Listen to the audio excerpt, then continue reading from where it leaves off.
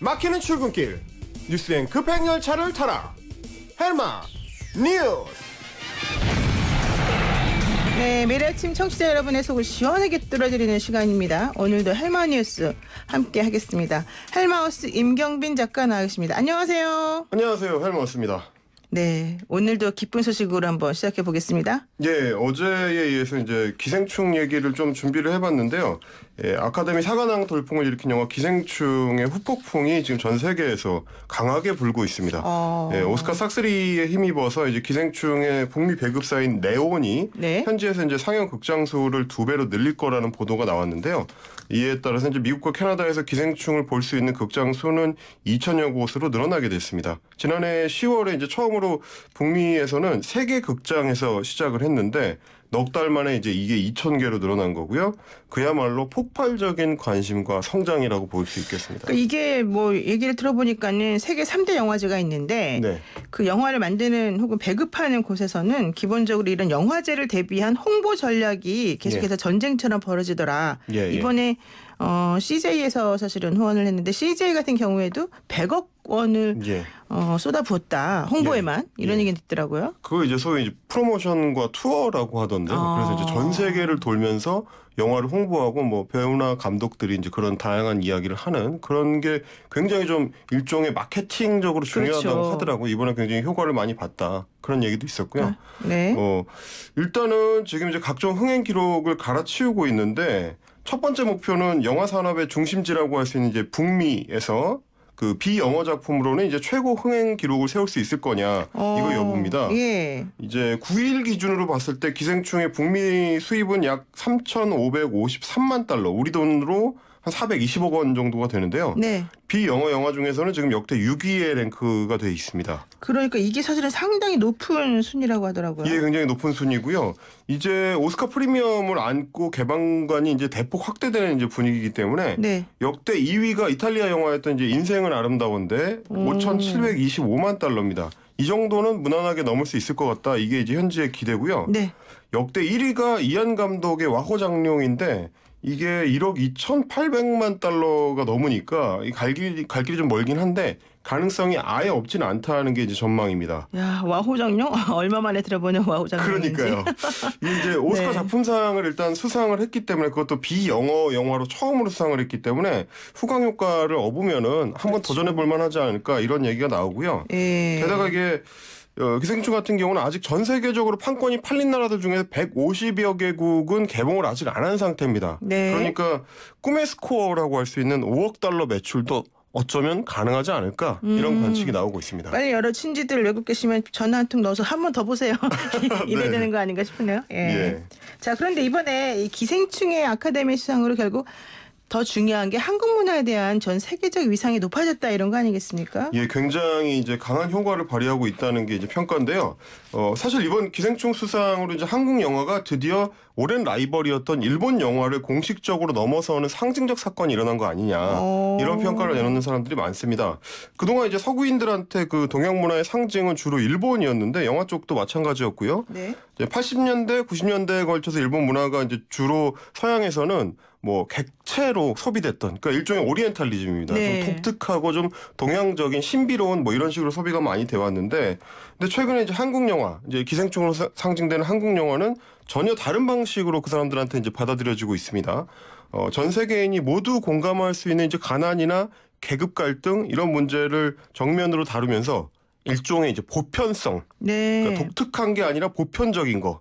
그래서 동양적이다라고 해서 통하는 게 아니고 보편적인 감성을 두드리고 있다. 이런 이제 평가가 나오는 겁니다. 그러니까 일본 문화나 혹은 일본 영화가 서양인들에게는 아시아 혹은 동양 문화의 기준인 것처럼 그동안 평가가 됐는데 그렇죠.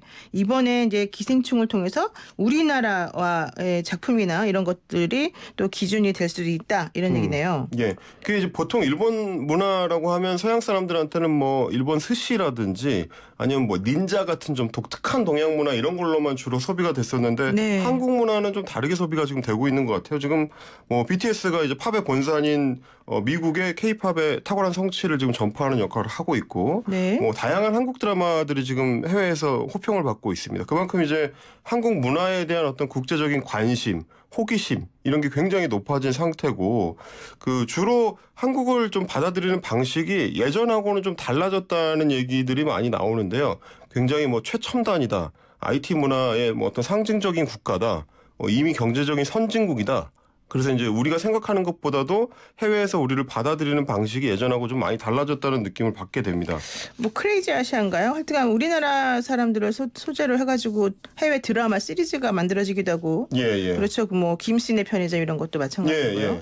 예, 그런 걸 보게 되면 확실히 분위기 다르다 이런 얘기가 할 수 있겠습니다. 예. 네, 이게 결과적으로는 앞으로 우리가 더 잘해야 된다 이런 쪽으로 연결되겠죠.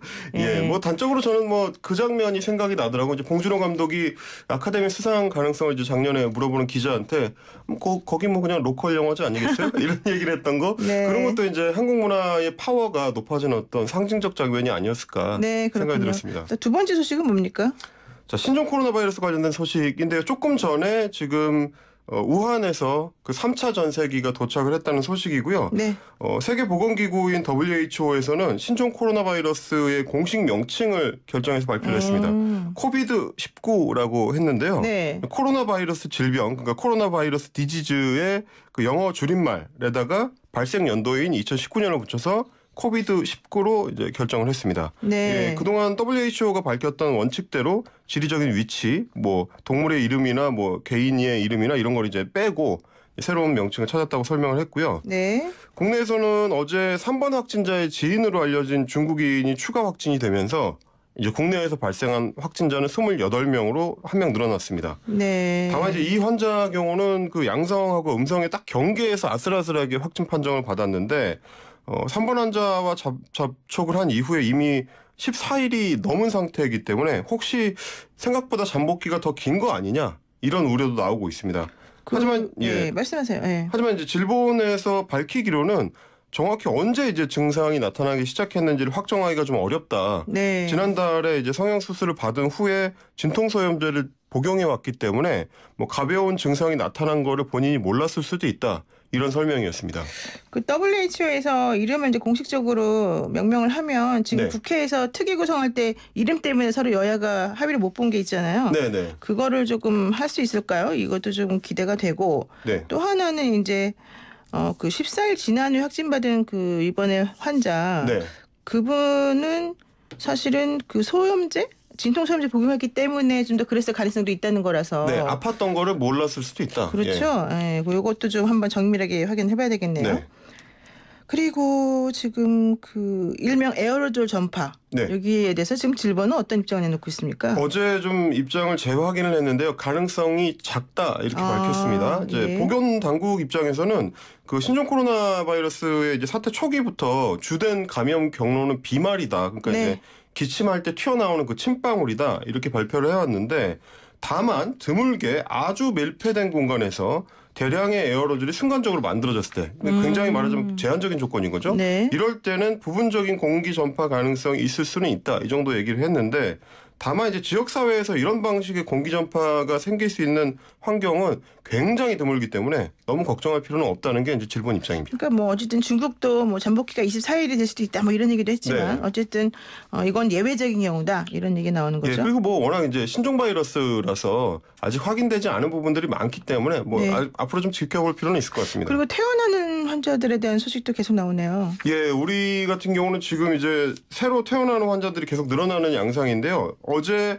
11번 환자가 퇴원을 했는데 이번에 이제 10일 만에 좀 빠르게 퇴원을 했습니다. 네. 25살의 젊은 한국인 남성인데 의료진 말로는 열이 있으면 이제 해열제를 주는 정도, 그러니까 대증 치료만 조금 했고 실제로는 항바이러스제를 사용하지 않았다. 그러니까 이거는 일종의 자가 면역으로 스스로 치료를 한 경우에 가깝다 이렇게 밝혔고요. 네. 이 얘기는 즉 그 증세를 초기에 발견하고 네. 건강한 젊은 환자라면은 굳이 항바이러스제까지도 이제 필요 없을 수도 있다. 그러니까 생각했던 것보다 이 병의 이제 치명률 혹은 뭐 치명적인 정도가 약할 수도 있다. 이런 어떤 신호인 것 같습니다. 그러니까 독한 치료제를 사용하지 않았어도 어쨌든 그 일종의 뭐 항생제 비슷하게 자기 면역으로 그렇죠. 이런 것만 있어도 치료가 되더라. 되게 좋은 소식이네요. 그러니까요. 이제 초반에 제가 설명해드렸던 것 중에 어린이들의 경우는 이제 잘 전염이 안 되고 네, 그렇죠. 전염이 되더라도 금방 앓고 지나간다 이런 얘기가 있었는데 네. 거기에 추가로 젊은 사람들은 병에 걸리더라도 건강하게 잘 유지를 하면 잘 지나갈 수도 있다. 이런 소식인 것 같습니다. 하여튼 면역력이 제일 중요한 것 같아요. 잘 먹고 잘 쉬고 이렇게 해야 됩니다. 일을 좀만 해야 될까요? 저부터 그래야 될 텐데. 네. 자, 세 번째 소식은 뭡니까? 네. 자유한국당의 험지 출마 관련된 좀 갈등 소식입니다. 황교안 대표가 이제 종로 출마를 확정한 이후에 그동안 수도권 험지 출마를 받아온 그 중진들에 대한 압박 정도가 심해지고 있습니다. 어제 홍준표 전 대표가 당을 향해서 일종의 타협책을 하나 내놨는데 네. 그동안은 본인의 이제 고향인 경남 밀양, 의령, 함안, 창녕 출마 이쪽을 고집을 해왔는데 어제 그 경남의 다른 지역으로 내가 출마지를 옮길 수도 있다. 그러면서 이제 대표적으로 양산 을 지역구를 꼽았습니다. 네, 근데 사실은 이제 김형호 공관위원장 같은 경우는 김태호 전 경남지사 전 지사에게 그쪽으로 가라 이런 얘기했었잖아요. 네네. 근데 홍 전 대표가 내가 가겠다 지금 이렇게 나오는 거예요? 네, 그게 이제 일종의 타협책이 될 수 있기 때문에 뭐 어떻게 보면 경쟁이 벌어지는 것 같은데요. 네. 그러니까 양산을 지역 같은 경우는 이제 지금 민주당 서영수 의원 지역구인데 이미 불출마를 선언한 상태고요. 네. 민주당에서는 서 의원을 대신해가지고 이제 김두관 의원을 수도권에서 차출해놓은 상태입니다. 네. 김두관 의원이 이제 경남지사 출신이니까 PK 선거를 이끌어달라. 이게 이제 민주당의 생각인데 여기에다가 홍 전 대표 같은 경우는 나도 경남지사 출신이다. 이러면서 이제 맞불을 놓겠다. 네. 그래서 PK에서 약간 그 강하게 맞붙는 그런 모양새를 좀 만들어 보겠다. 이런 구상인 것 같고요.